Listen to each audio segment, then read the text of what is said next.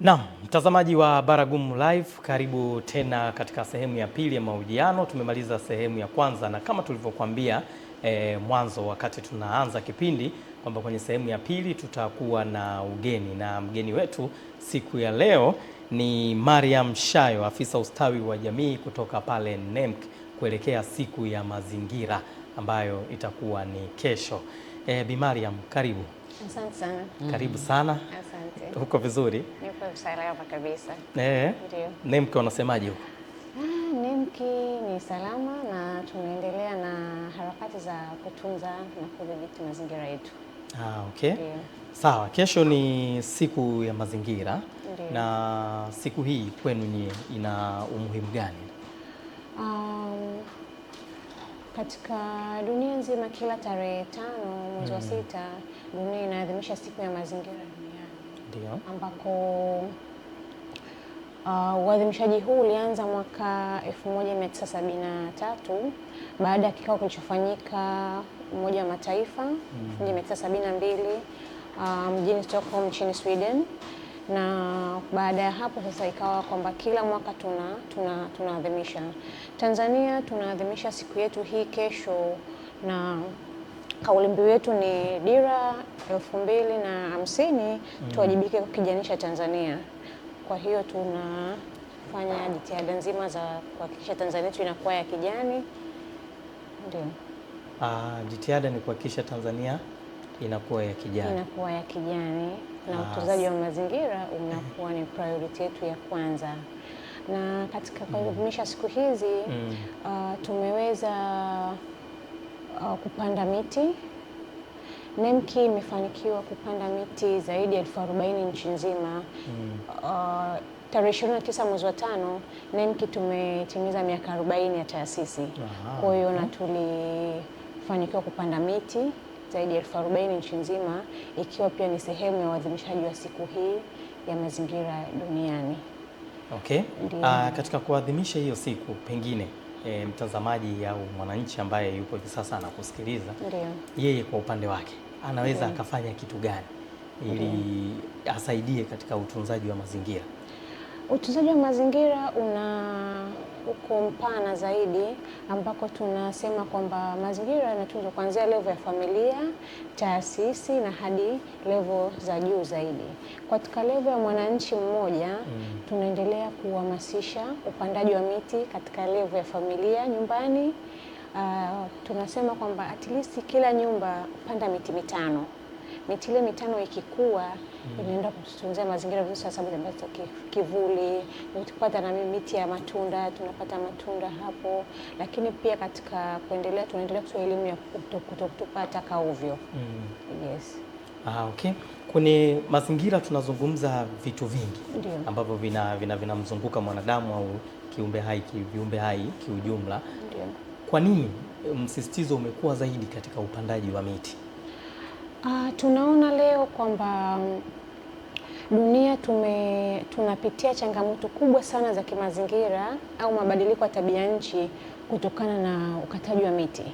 Ukataji wa miti leo umetupelekea kwamba tunapitia tabia nchi. Umeona tuna mvua ambazo sio zinatofautiana na misimu yake. Tumekuwa tuna ukame. Tunajua miti ina umuhimu gani kwenye jamii au katika mazingira kwa ujumla. Kwa hiyo tunavyokuwa tunahamasisha zaidi upandaji wa miti ni kutokana na athari kubwa zilizotokana na ukataji huu wa miti. Tukiweza kutunza miti au tukafanya upandaji wa miti katika scale kubwa, kiwango kikubwa, tutasaidia mabadiliko ya tabia nchi, tutaweza kupambana nayo. Hizi habari za mmomonyoko wa udongo tutapambana nao na vitu vingine vingi. Okay. Dorcas, umesikia huko? Nimemsikiliza vizuri sana. Unapanda miti? Yaani hilo ni swali naomba tunabidi tuulizane mitaani huku. Na kuna mtu mmoja aliniambia kitu kizuri sana. Akasema yeye watoto wake ana eneo fulani kama shamba. Kwa hiyo anachofanya watoto wake kila ile siku ya birthday mtoto anaenda kupanda mti. Birthday ya mtoto wake. Kwa hiyo anasema yani itakuja kufika mahali ile eneo litakuwa limejaa kabisa kwa sababu ya miti ambayo wamepanda, na anawekea kumbukumbu kwamba huu umepanda mwaka fulani, huu umepanda mwaka fulani, huu umepanda mwaka fulani. Nikasema ni kitu kizuri kwa mtu ambaye una fursa kama hiyo. Nzuri sana. Sasa hapa nilikuwa namsikiliza vizuri Mariam kwenye swala zima la upandaji miti. Nafikiri linahitaji sana elimu. Kwanza hongereni kwa miaka 40 hiyo mlioadhimisha na mkajikita pia kwenye hiyo upandaji miti. Nikasema kuifanya liwe endelevu nafikiri inahitaji elimu, na elimu hii hasa kwa vijana. Labda NEMKI, nini sasa mnachokifanya ili kwamba vijana yani wawe na ule utashi, isiwe swala la kuambiwa ama la mpaka uone athari. Yani mnafanyaje hasa kwa vijana? Kwa upande wa vijana tumejitahidi sana kutoa elimu, na tunaamini kwamba kijana wa leo ni mtoto ambaye anaanza, kijana wa kesho ni mtoto alianzia leo. Kwa hiyo tunajitahidi sana kupenda kutoa elimu mashuleni, kuhamasisha watoto kuanzia wanafunzi primary level, secondary mpaka vyuo vikuu. Tunaamini kwamba mtoto akishakuwa na spirit ya upandaji mti, mtoto akishakuwa na spirit ya utunzaji mazingira, basi tumefanikiwa katika kampeni nzima ya kutunza mazingira. Kwa hiyo tunajitahidi kwamba elimu tunatoa mashuleni, elimu ngazi za jamii, pia tumekuwa tunashirikiana sana na halmashauri katika kufanikisha masuala yote haya. Na tunatoa miti pia, kwamba kwa mfano kama katika level za taasisi tunashirikiana na TFS, tunakuwa tunapanda nao miti na vitu kama hivyo. Sawa sawa. Na sasa kinachotugharimu zaidi kwenye masuala ya miti, labda tunajitahidi sana kupanda, japo kwenye uendelevu ndo kidogo panakuwa pana shida, lakini nikasema inapandwa lakini bado kuna uharibifu wa ukataji miti. Na wengi kama sisi kina mama tunakata kwa ajili ya kupata nishati ya kupikia, na taifa letu tunajua Rais Samia ni kinara katika masuala ya matumizi ya nishati safi. Labda katika upande huo wa matumizi ya kutoa elimu, mnafanyaje kusapoti swala hilo? Katika swala zima la upandaji miti, kwa utunzaji wa mazingira, sio upandaji miti tu, pia tuna swala zima la kampeni ya nishati safi ambayo tuna discourage sana ukataji wa miti. Kwa mfano huyu matumizi ya mkaa, matumizi ya kuni, na ndio maana sasa hivi tumekuja majiko. Kuna majiko ambayo yanatumia mikaa mbadala, sio lazima uje mkaa wa miti. Tuna mikaa ile mbadala ya makaratasi, na pia tuna gesi na hizo majiko mengine ambayo yanasaidia sana. Ni kampeni ambayo itaenda kufanikiwa kupitia Dira 2050, itaenda kufanikiwa, tunaamini hivyo. Kwamba kampeni ya nishati safi, na ikifanikiwa hiyo, basi mazingira yataenda kutunzwa kwa asilimia kubwa zaidi. Kwa sababu pia hata sasa hivi kidogo mkaa unapungua, unapotea sokoni. Yes, imepungua. Tuna level ya matumizi ya kuni sasa hivi sio kama miaka ya nyuma. Hiyo tumeadmit kwamba matumizi ya upikaji wa kuni yanaenda yakipungua, na of course yamepungua pakubwa sana. Hata mkaa sasa hivi watu wengi wanatumia rice cookers na hizo appliance nyingine ambazo zinarahisisha kwenye matumizi ya upikaji na vitu gani, lakini pia sisi zinaturahisishia kwenye utunzaji wa mazingira. Ndio. Sasa nikiangalia sasa kama kesho ndo tunaadhimisha hii siku ya mazingira duniani. Ndio. Baraza la Taifa la Uhifadhi na Usimamizi wa Mazingira ndio kama jambo lenu nyie, ndio wasimamizi na waratibu wa kila. Nini kinafanyika sasa katika kuadhimisha siku hii? Kuelekea kuadhimisha siku hii ya mazingira duniani, inaratibiwa na ofisi ya Makamu wa Rais, na NEMKI of course tuko chini ya ofisi ya Makamu wa Rais. Kwa hiyo tunashirikiana kwa pamoja siku zote ambazo tunaelekea mpaka kufikia kesho kilele.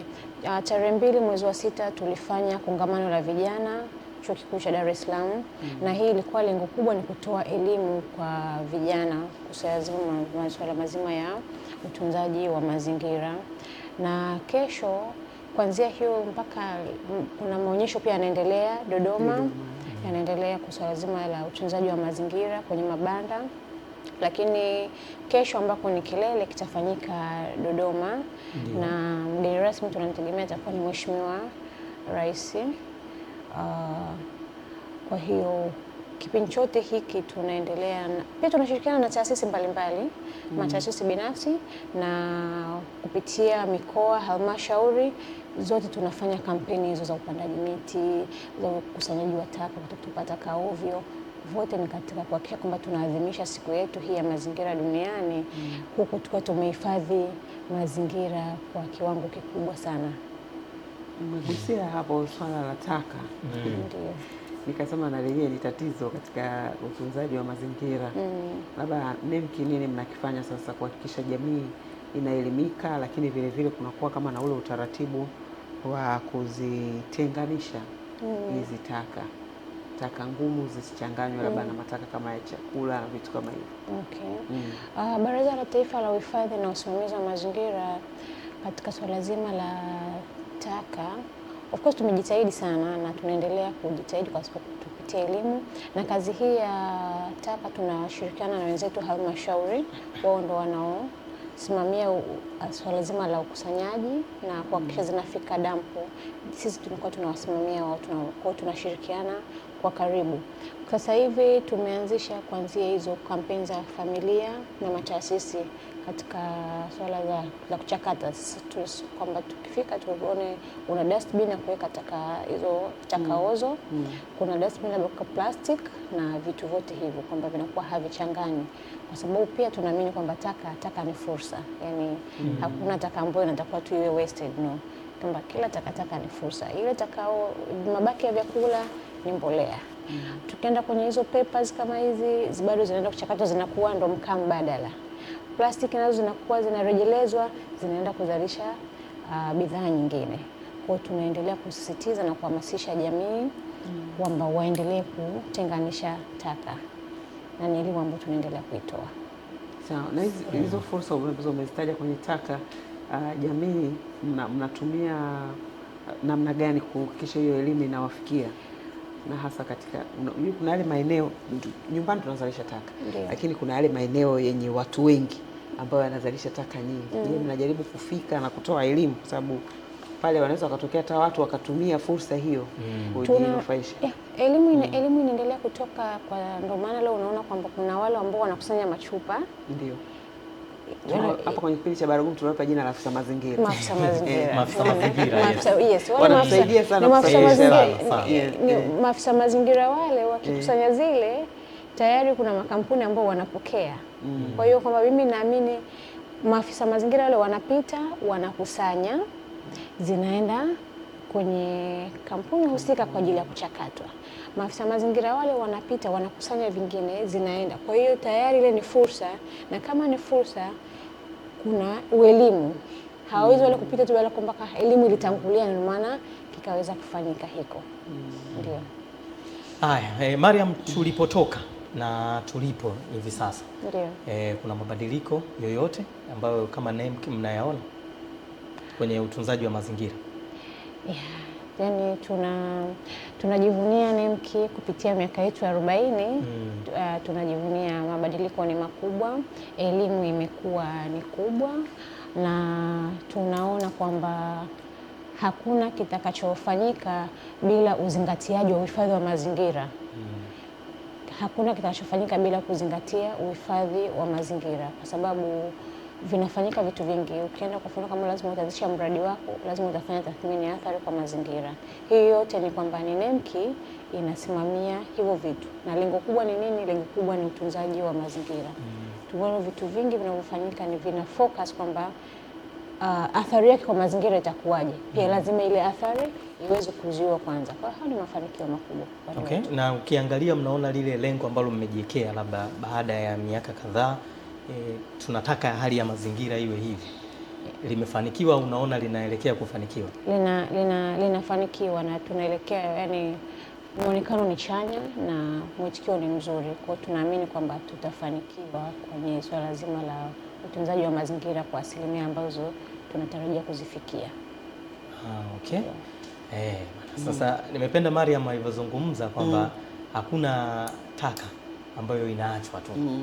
Sasa hivi wanapoelekea ni kila takataka ni fursa. Sasa kwenye fursa hapo ni lazima mtu aijue fursa, ambapo pia umezungumza kwamba kuna elimu ambazo zimekuwa zinatolewa. Tuwapongeze kwenye hilo. Nakumbuka hata kwenye kipindi cha siku ya taka, mnasema taka sifuri duniani hapa Mnazi Mmoja mlifanya ilikuwa ni maonyesho ya fursa ya katika zinazopatikana kwenye takataka. Ilikuwa nzuri sana. Watu nashukuru, nilikuta watu wengi sana na wakijaribu kudadisi zaidi na zaidi, mpaka kuna mashine zile za kutumia kuzisaga baadhi ya taka. Kwa hiyo watu walijitokeza. Kwa hiyo ni fursa, tunakokwenda tunaweza tukafanikiwa zaidi. Na tuliambizana siku ile Dorcas wasema na wewe utaanza kutumia fursa. So nitaanza. Yaani naongea kweli. Mimi nyumbani kwangu nimepanda baadhi ya vitu. Sasa nimekuwa ninatafutaga sana mbolea. Na ngoja kusikiza pale. Siku hizi vyakula na nani kabisa. Na uhifadhi wake tofauti na ninaweka na ninaona matokeo. Kumbe. Na ngoja mazao nitawaletea. Tuletee. Yako mazuri. Kwa kweli. Tuletee, litakuwa jambo zuri sana kama umeanza. Ili muhakikishe, sababu wewe na Mwakapotela siamwamini mpaka muone. Tumekuwa kina Tomaso. Sawa. Siku ile ya maadhimisho yenu ya miaka 40, nakumbuka Mheshimiwa Waziri Mkuu Dr. Mwigulu Nchemba alikuja. Na katika mazungumzo yake alisema mazingira ni uhai, yani haina mjadala. Ukiangalia hewa ni mazingira, ukiangalia ardhi ni mazingira, ukiangalia maji yanatoka kwenye mazingira. Kwa hiyo hakuna namna binadamu yoyote anaweza bila mazingira. Kwa hiyo tunapotaka kulinda uhai wetu sisi, ni lazima tulinde uhai wa mazingira. Nikatamani kujua, labda hamuoni kama kuna mpango elimu ikaanza kuanzia kwenye ngazi za watoto wadogo ikiwa shuleni, waanze kutambua umuhimu wa mazingira, ili wanapokuja huku katika maisha haya ya duniani wawe na ile, yani nataka Tanzania tufike mahali kila mtu awe nayo, yani tuishi mazingira, tuishi kwa kutunza mazingira. Na asante. Mpango huo upo na unatekelezwa, kwa sababu kwa mfano shule za msingi kuna klabu za mazingira. Kwamba na zile klabu zinakuwepo, zinajifunza kuhusu mazingira. Kwa kama mtoto kuanzia darasa la pili anaingia kwenye klabu ya mazingira, anaenda, unaona kwamba anakuwa na spirit ya design gani. Kwa zile klabu za mazingira zinatujengea kizazi kizuri ambacho kitaenda kuyatunza haya mazingira ambayo ndo uhai wetu. Unaona, kwa zile klabu zimetusaidia sana, na zipo level ya kuanzia shule za msingi, sekondari mpaka vyuoni. Sawa. Na labda sasa kwa mtu asiyejua NEMC vizuri, labda mnafanya kazi kwa namna gani? Mnafikia maeneo yote ya Tanzania? NEMC tupo Tanzania nzima. Tumefika Tanzania nzima kwa sababu kila mkoa kwamba tupo kwa ofisi za zone za kanda. Tupo kwa ofisi za kanda, kwa hiyo na tunafikia, kwa sababu hata kwenye mfano tunasajili miradi, kwamba mradi wote hata ungefanyika wapi, hauwezi kuanza kazi, hauwezi kwa chochote kabla NEMC hatujafika. Na NEMC tunafikaje? Na maana ofisi ni tunafanya tathmini ya athari kwa mazingira. Kwa kupitia tathmini ya athari kwa mazingira, popote utakapokuwepo lazima NEMC tutakuja, tutaona, tutafanya tathmini ya athari kwa mazingira, tutakuonyesha kwamba mradi huu unatufanyaje ili uweze kupia uwepo rafiki kwa mazingira yetu. Ndio. Inafika pote. Tunafika pote. Yes, na kwa kupita kwenu na kwa tafiti ambazo mmezifanya, ni changamoto zipi za kimazingira ambazo wananchi wanakabiliana nazo moja kwa moja? Changamoto tunaweza kusema kwamba changamoto zipo, haziwezi kukosekana. Kwa mfano swala zima la elimu, kwamba kuna watu ambao bado kwamba aidha kwa kusudi au kusudia wanavunja hizo sheria zetu za mazingira. Kwa mfano tunaongelea kwamba hatutaki kutupa taka ovyo, lakini kuna mtu tu anachukua takataka atazidampu barabarani. Hizo ni changamoto ambazo pia tunakutana nazo. Tunasema tusikate miti, lakini kuna mtu sababu anataka mikaa akafanya biashara, ataenda atakata mti. Kwa hiyo sisi tunapambana, tunatoa elimu, tusikate miti, tutunze hivi, tufanye hivi, takataka tufanye hivi, lakini pia bado kuna wao ambao tu watalini wanavunja wanavunja zile sheria, na tunaendelea kutoa elimu kwa hizo changamoto ambazo tunakutana nazo. Umetaja kuhusu faida za upandaji wa miti. Wengi huwa yani wakisikia faida peke yake huwa ni kama unakuta neno lile haliingii vizuri.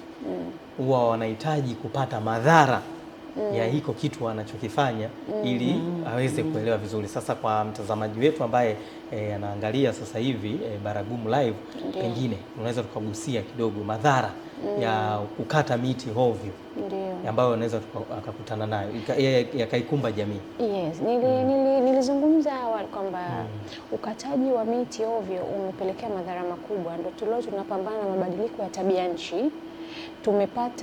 Tunapata mvua ambazo ziko nje ya msimu, tunapata mafuriko, tunapata matatizo mengi sana, lakini kwa sababu chanzo ni nini? Kuna kitu kilifanyika, kuna ukataji miti ovyo ulifanyika. Leo tunalipia matatizo ambayo tumeyafanya sisi wenyewe. Ndio maana tunasema kwamba tujitahidi kutunza mazingira, tujitahidi kuendelea kutunza miti na kuendelea kuipanda ili kuweza kujikinga na madhara yote haya: mafuriko, mabadiliko ya tabia nchi, hali ya ujangwa. Kwa sababu popote ambako pana miti hata unaona hewa inavyokuwa, na ambako hapana miti unaona hewa inavyokuwa. Kwa hiyo unavyoona hiyo tofauti, na madhara ambayo tunakuwa tunapambana nayo sana. Okay. Na kwa sababu umesema kwamba mpo nchi nzima, kwa ripoti yenu ni maeneo gani ambayo yanaonekana kufanya vizuri zaidi katika utunzaji wa mazingira? Mara najua maeneo yanatofautiana. Kwa kweli ni wapi mkiangalia mnasema huku hatupati kesi nyingi sana? Hapa kila mmoja tunanufaika naye kwa level yake kabisa. Kwa sababu huwezi ukaiongelea upandaji wa miti wa Dar es Salaam na upandaji wa miti wa Njombe. Hali za hewa pia zinatofautiana, mazingira yanatofautiana, lakini kila mmoja kuna jinsi ambavyo ananufaika na ule utunzaji wa mazingira unafanyika kutokana na eneo lake. Kwa hiyo wote wako. Sababu kwa nini nimeuliza hivyo? Kuna maeneo yani unaenda hata vocha ile mtu ambaye amekwangua kutupa anaanza kujistukia yeye mwenyewe.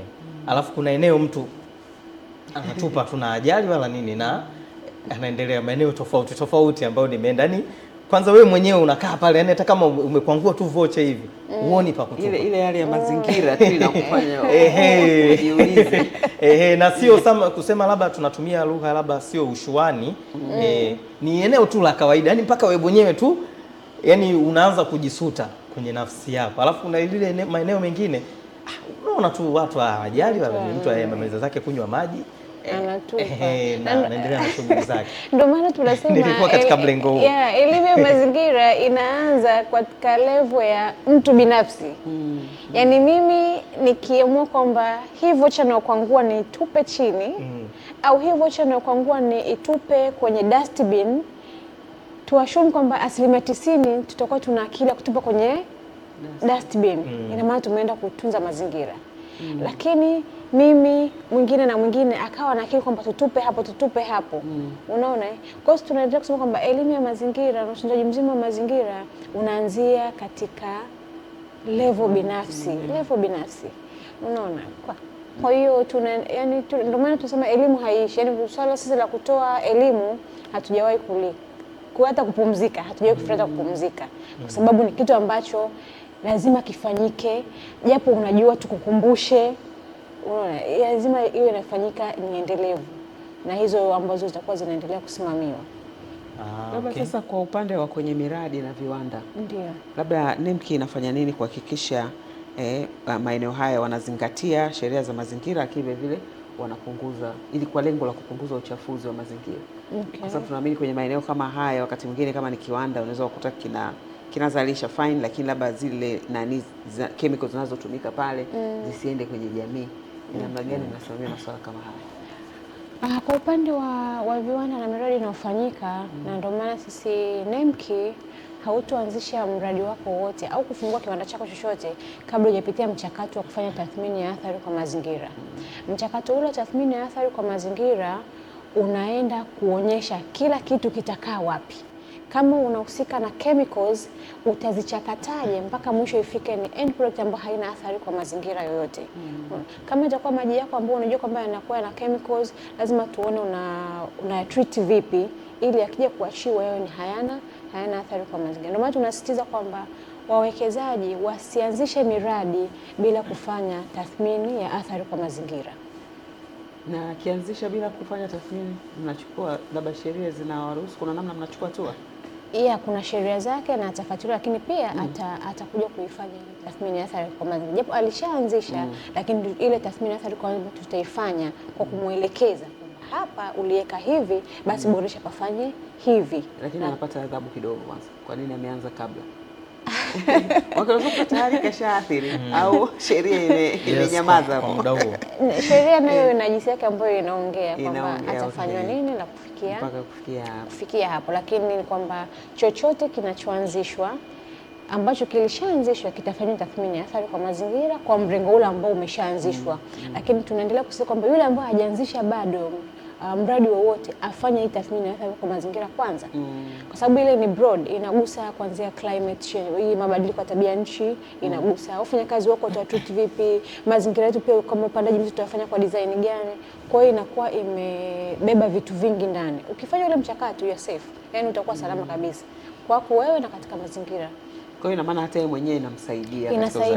Yes, inasaidia sana. Na kuna mtazamaji wetu hapa anauliza ni changamoto zipi kubwa ambazo NEMC mnakutana nazo katika kulinda mazingira nchini Tanzania na mnazitatuaje?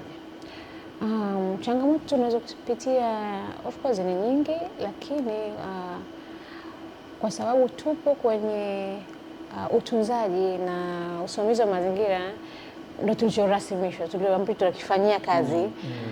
Hatuwezi kusema changamoto, tunaendelea kupambana nazo. Changamoto zipo, lakini tunaendelea kupambana nazo. Ndio kama hivyo kwamba kuna utupaji wa taka ovyo unafanyika. Kuna hawa ambao sawa pia wataanzisha miradi bila hujafanya hizo tathmini ya athari kwa mazingira. Kwa hiyo hizo zote ni changamoto. Kwamba sisi tunaposema kwamba tusikate miti ovyo, lakini tunakata. Tusitupe taka ovyo, lakini zinatupwa. Hizo ni changamoto. Na tunaendelea kutoa elimu. Na sisi swala la elimu hatujawahi kupumzika. Yaani tunatoa elimu kwa kila tunavyoweza. Na wananchi sasa wanawezaje kushirikiana na NEMC katika kuripoti na kudhibiti shughuli zinazoharibu mazingira katika maeneo yao? Okay, asante. Kwa kuripoti masuala mazima ya kimazingira, ofisi za NEMC zote milango iko wazi, na tunaendelea kusema kwamba anapopata changamoto yoyote ya kimazingira, hata kama ni mwananchi binafsi, anakuja NEMC na tunashughulikia changamoto yake moja kwa moja. Yes, kwa hiyo tunaendelea kusisitiza na kuwahimiza wananchi kwamba wanapopata kero za mazingira waje ofisi zetu, ofisi za kanda kila mahali zipo na wanasikilizwa na zinaratibiwa kwa imani kushughulikiwa. Kwa hiyo ina maana hata kama ni mwekezaji ama ni kiwanda kimefunguliwa mahali kinaleta athari kwao, yes, yanashughulikiwa. Ndio. Sasa na anaweza pia wakapiga simu, sababu kuna uchafuzi mwingine unafanyika kwa haraka mpaka aje kwenye ofisi, unakuta tayari yule mtu simu inapigwa. Ndio maana sisi namba zetu za simu ziko pale wazi, na zinapokelewa, tunazisikiliza, tunazishughulikia. Okay. Sawa, na tulikuwa tunazungumza hapa na Dorcas kwamba kwenye maendeleo huwa hatumwachi mtu nyuma. Yaani utake usitake, tutaenda wote kwenye maendeleo. Na hii dira ya maendeleo kuelekea mwaka 2050 yes, ya serikali hii haimwachi mtu kabisa, na inamhusu kila mtu. Mmejiandaje kwenye hilo kwenda sambamba na serikali kwa nafasi yenu? Kwanza dira ya 2050 mazingira ni kifungu cha 3. Kwa hiyo ile dira mazingira imebeba na dira 2050 haijaacha mazingira. Kwa kuliendea hili tunaendelea kupambana katika swala zima la uhifadhi na usimamizi wa mazingira. Ndio kama hivyo tunaendelea kutoa elimu, tunaendelea kusimamia, unaona tunashirikiana na wadau mbalimbali katika kuelekea kufikia hii dira ya 2050. Okay, na maeneo ya mjini na vijijini katika utunzaji wa mazingira, wapi kesi zake zimekuwa ni nyingi sana? na wapi ni rahisi zaidi katika utunzaji wa mazingira, na unafikiri ni kwa nini? Of course kwa maeneo ya mjini kesi zake zinakuwa ni nyingi kwa sababu nadhani ya hali halisi ya idadi ya watu iliyopo ukilinganisha na maeneo. Kijijini mtu ana eneo lake kubwa, atajua kwamba hapa nalima, hapa nafanya hivi, ni rahisi kumaintain mazingira. Tofauti na mjini, watu ni wengi, pilika ni nyingi, yani msongamano ni mwingi. Kwa hiyo mtu ile sijui amekula katupa hapo, tofauti na kijijini. Kijijini atajua kwamba okay, nitakuwa nifanye hivi, niweke hapa, unaona. Hata tukiongelea somo lazima la kuweka mabaki ya vyakula. Kijijini rahisi sababu ana shamba, naenda na shamba pale nitapeleka mabaki. Mjini hana shamba. Unaona?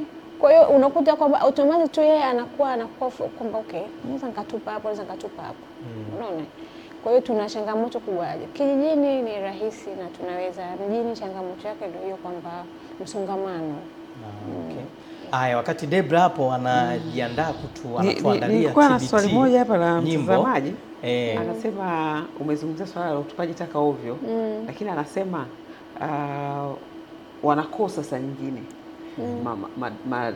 dustbin labda ya kutupia taka katika baadhi ya maeneo, hasa hata huku mijini. Kaka anasema labda mnashirikianaje na halmashauri kuhakikisha swala kama hilo linafanikishwa, ili kwamba sasa mtu afanye tu kwa utashi wake, pipa lile pale wao amue kutupa hapo. Kwa level za halmashauri kwanza kusanya taka kupitia kampuni, lakini pia kwa level za mitaa kuna zile septic bags wanapokuwa wanaweka takataka kama vizimba. Yes, ndio mara nyingi masokoni na sehemu ambapo kuna watu wengi. Kwamba hata tunaamini kwamba level ya mtu binafsi alikuwa anaweza kubeba takataka akaipeleka pale. Lakini meanwhile kuna wale ambao makampuni ya kukusanya taka majumbani wanapita, kuna jinsi ambao wanakuwa na contribute. Kwa halmashauri nao wanajitahidi kwamba katika swala zima la kusimamia utunzaji wa mazingira kwa maana takataka. Kwa sababu kupitia hizi kampuni zimesaidia sana. Takataka zinakuwa zinakusanywa kuanzia majumbani. Sawa. Na kwenye jambo lenu kesho sasa, ndio mahudhurio ni nani na nani, au ni mtu wa namna gani ambaye anaweza kufika? Jambo letu kilele kinafanyikia Dodoma. Yes, tumezungumza mwanzo. Na ni ukumbi wa Jakaya. Wahudhuriaji ni wananchi, wanaruhusiwa kufika pale. Lakini kwa Dar es Salaam nadhani itafanyika hapa Mnazi Mmoja. Kwenye viwanja vya Mnazi Mmoja. Ndio. Okay. Kwa hiyo tunakaribisha sana wananchi wahudhurie kwa wingi. Hatubagui kwamba huyu nani, wote wanaruhusiwa. Na kikubwa pale itatolewa labda elimu na swala mazingira, mafanikio ambayo tumepata kufikia kilele hiki. Kwa sababu mazingira ndo kila kitu kwetu. Yaani kwa kila mtu mazingira ndo kila kitu. Ndio. Dorcas, sisi tupo Dar es Salaam hapa Mnazi Mmoja. Inatuhusu.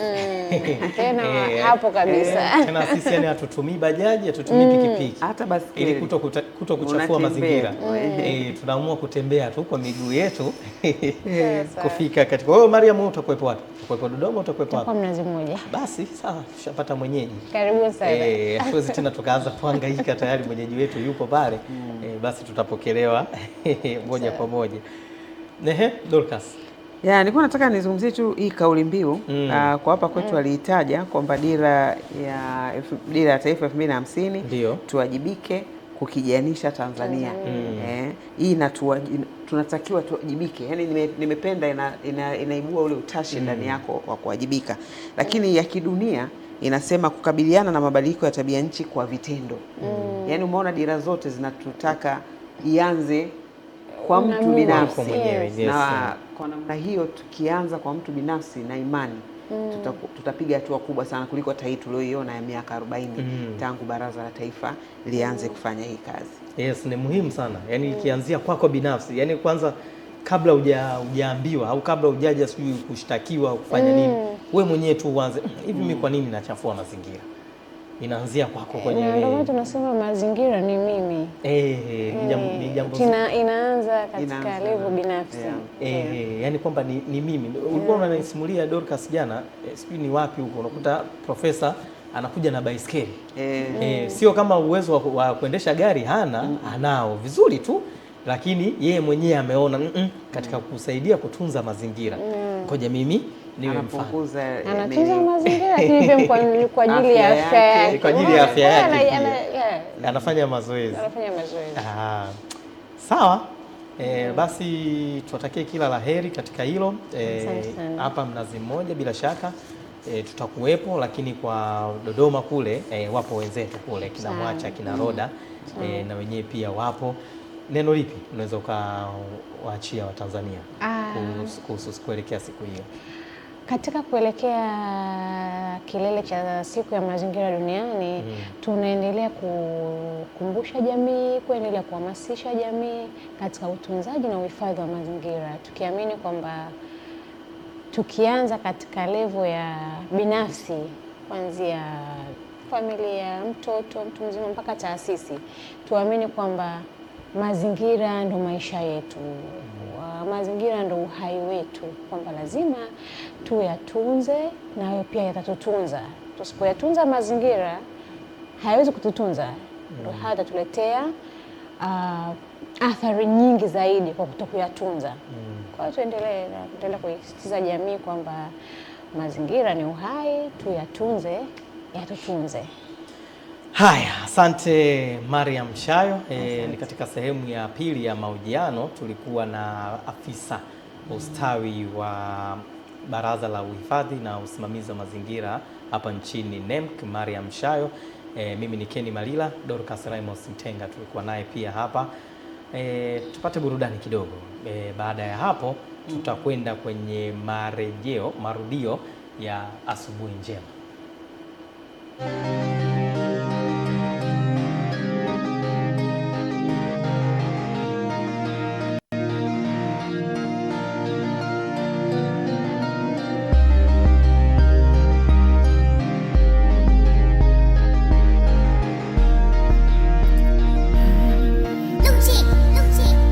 Unaweza kuwa dokta, unaweza kuwa star, nataka kuwa lina, unaweza kuwa sha, kipaji mali yako, elimu ngao yako, chache jambo kati kwenye maisha yako. Naweza kuwa Diamond, naweza kuwa Jay, naweza kuwa JB, naweza kuwa Ray, mimi nakuwa saa, it's your time. Huwezi kuwa tini, you've got something special. Napenda Lady JD, namzimia zito, trust me kusiku totimiza ndoto yako. You can be a boss, you can be a lawyer, you can be the president, you will be successful.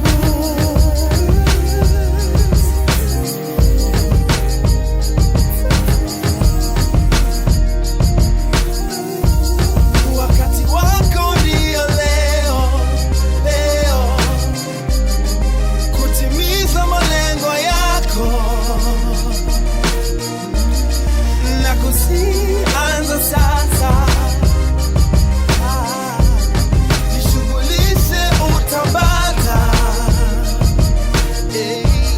Wakati wako ndio leo, kutimiza malengo yako, na kusianza sasa. Jishughulishe utapata. Vunja miamba, misha milima, vikwazo lazima na usirudi nyuma. You be a hero, you can be the best, you can be a leader. Tanzania ni yako, penda watu wako, kuwa mfano bora kwenye jamii yako. Star kama AY, kufika lipo FA, inawezekana if you work hard in it. Na utafika mbali, utazame ulipotoka, munifu mwenye hadhi kama Dija Mwanamboka. Naweza kuwa rubani, naweza kuwa hakimu, nataka kuwa salama, naweza kuwa Hashimu.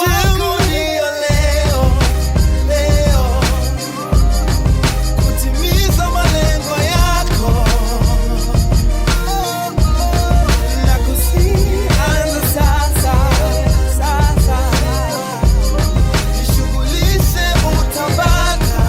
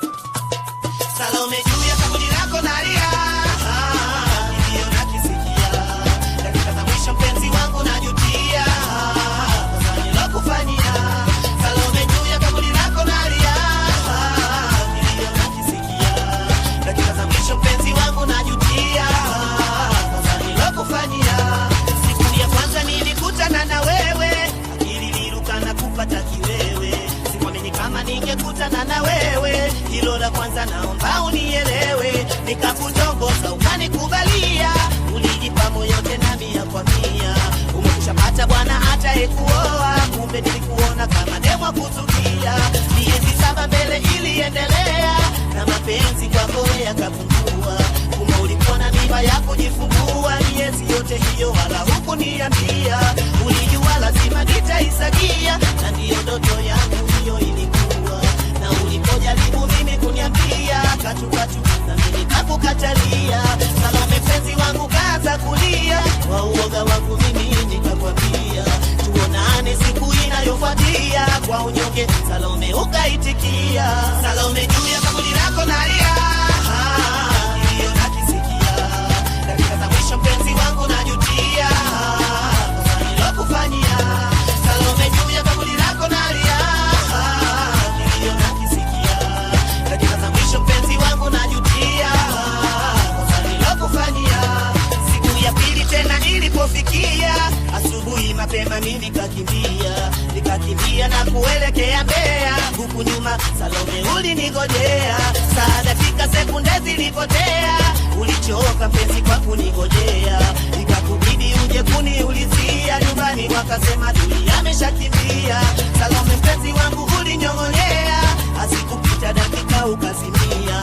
Ndoo za maji 3 wakakumwagia, ndipo hapo fahamu zikakurudia. Ulilia mwishowe mpaka kujutia, ulijuta kwa nini ulinikubalia. Ulirudi nyumbani kwenu unalia, hadi chumbani kwako ukajifungia. Salome mpenzi wangu kaandika barua, msimfuke Duli mimi najiua. Dakika 5 mbele zilipowadia, pole pole kitanzi ukajifungia. Ukajinyoka na kuiaga dunia, nisamee Salome leo najutia. Ukajinyoka na kuiaga dunia, nisamee Salome leo najutia. Salome juu ya kaburi lako nalia,